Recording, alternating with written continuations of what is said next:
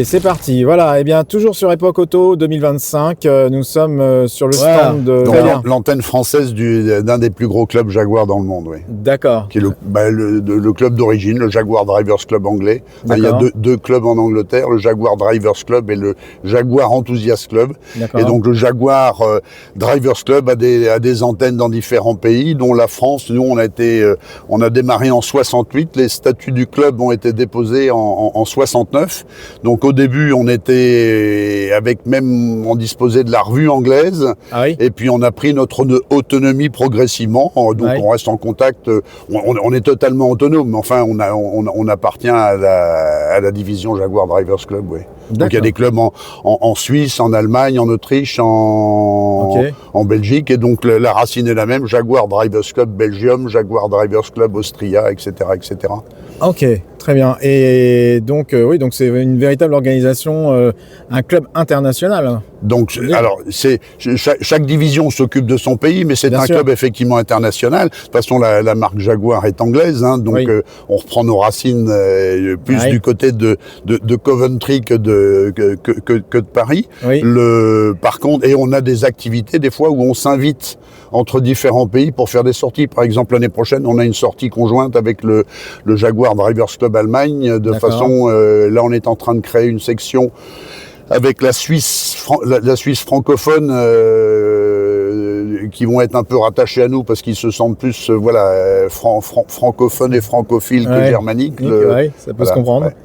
Et donc, en France, il y a combien d'adhérents, en fait? Alors, en France, on est à peu près 500 membres, donc ils sont répartis sur toute la France. Et ensuite, la France est divisée, il y a des antennes, des sections régionales. Donc ici, on est sur Auvergne-Rhône-Alpes, qui compte une cinquantaine de membres. Chaque délégation régionale va organiser 2 à 3 événements annuels, qui vont être des sorties d'une journée ou de plusieurs jours, avec, en général, un petit café d'accueil, du roulage, des visites culturelles. En général, un bon petit gueuleton le midi, parce que voilà, il faut respecter les bonnes traditions. Et puis l'après-midi, pareil, roulage, une visite de cave, d'un atelier, d'une collection, et puis un pot de séparation en fin de journée. Et puis rendez-vous pour la prochaine fois. Donc chaque membre peut participer aux événements de toutes les régions. Les sorties, en général, sont limitées à une quinzaine, 20, des fois 25 voitures, puisque c'est compliqué d'organiser des sorties avec plus de véhicules pour des raisons de capacité de parking faut un peu dans les hôtels, et parce que 25 voitures, ça fait 50 personnes à table, hein, donc il faut arriver à gérer. Ne serait-ce que de garer les voitures, partir, etc. Donc c'est souvent des sorties qui sont prises d'assaut suivant les programmes auprès des membres. Hein. Donc on fait quand même, je sais pas, en 2025, on a dû faire 45 événements. Alors après, il y a des gens qui vont faire beaucoup de sorties dans l'année, d'autres qu'on voit pas souvent. Il y a des retraités, il y a des gens qui ont des disponibilités plus faciles d'emploi du temps. Et puis après, il y a des questions de budget. Hein. Alors on a essayé de démocratiser le club de façon à ce que le French Jaguar puisse accueillir des jeunes avec des plus petits budgets. Donc on peut venir chez nous. C'est le club de toutes les Jaguars. Il n'y a pas d'exception. Donc un petit jeune, il peut arriver avec une XJ40 ou une ES-Type ou une X300 achetée d'occasion. On peut en trouver à 2-3 000 euros. Donc c'est qui sont des voitures qui sont très très fiables pour autant que l'entretien soit fait. Alors on a quelques sorties qui sont à des budgets plus élevés, mais on essaie d'avoir des sorties modérées de façon à ce que les jeunes justement puissent profiter de venir avec nous, puis d'essayer de rajeunir un peu l'âge moyen du club. C'est important. Oui, c'est ça aussi, c'est important, parce que je crois que c'est le cas pour tous les clubs que j'ai eu l'occasion de rencontrer. Et la moyenne d'âge est souvent élevée. Oui, tout à fait. Mais c'est ça qui a de bien, c'est de pouvoir entretenir le lien intergénérationnel, justement. J'en discutais hier soir avec François Alain.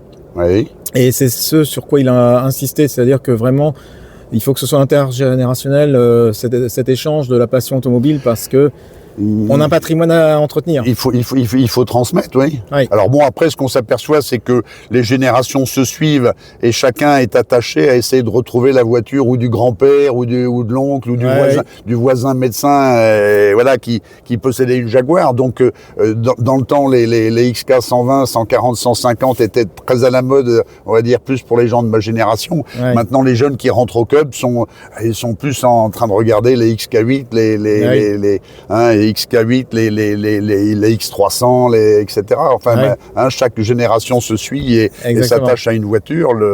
Donc voilà, et puis d'essayer que la transmission de tout ce savoir et ce patrimoine suive aussi nos fournisseurs, les artisans qui savent entretenir nos voitures. Et ça, des fois, ça devient compliqué. Il y a des savoir-faire qu'il faut absolument ne pas perdre. Donc c'est un des points très importants de trouver des structures qui peuvent prendre en charge l'entretien de nos voitures de façon qualitative et dans des prix acceptables. Voilà, c'est ça. C'est ce que j'allais dire, parce que c'est pas toujours évident, ça aussi. Et donc, entre adhérents, vous par exemple, pour les conseils de restauration, vous avez forcément vos adresses. Alors, il y a des clubs automobiles qui sont plus des clubs qui ont des ateliers, qui mettent la main dans la mécanique. On est dans notre profil un club plus avec des gens qui faisons entretenir nos voitures. Néanmoins, on a une assistance technique à 2 niveaux. On a sur le site internet, dans l'espace membre, l'accessibilité de la plupart des documentations des manuels d'usine en pièces détachées et en service manuel, qui sont téléchargeables en PDF pour pratiquement tous les modèles de Jaguar. Donc on a l'accès à la documentation pour ceux qui voudraient mettre les mains dans la mécanique, ou pour ceux qui ont trouvé un petit garage, ça leur permet de documenter le garage pour qu'ils puissent s'occuper de l'entretien de ces voitures. Et puis après, en l'occurrence, c'est un de mes rôles, je suis coordinateur technique, c'est-à-dire je sais pas, dans les cas de figure, j'avais la première demande quand j'ai pris en fonction de service, c'est un monsieur qui faisait restaurer une Mark II sur un garage lyonnais, et puis le garagiste qui s'occupait du moteur a malencontreusement fait tomber le bloc moteur et fêlé. Alors c'est ballot, comme dit l'expression. Le garagiste, bien sûr, est assuré et a dit mais je paye le bloc, mais il suffit pas de payer le bloc, il faut le trouver. Donc ça, c'est le genre de rôle qui me revient. Et en 8 jours, je lui avais retrouvé un bloc moteur de la bonne cylindrée en code d'origine et dans des prix raisonnables. Donc 40 ans de Jaguar et propriétaire moi-même de 7 Jaguar, je commence à connaître un peu la musique de savoir où on peut trouver les ficelles, quels sont les casseurs de voitures, quels sont, etc., pour pouvoir récupérer ce qui pourrait sembler introuvable dans d'autres circonstances. Dans d'autres circonstances. Ok. Eh ben, en tout cas, Michel, merci beaucoup pour cette intervention. Mais Olivier, intéressante. Ça a été un plaisir. Oui, pour moi aussi. Et puis pour les gens qui nous regardent, venez taper à notre porte. On a un site internet qui est fjdc.fr. On a un groupe Facebook et on a également un Instagram. Et venez poser vos questions et on sera heureux d'y répondre pour essayer de vous accueillir dans les meilleures conditions.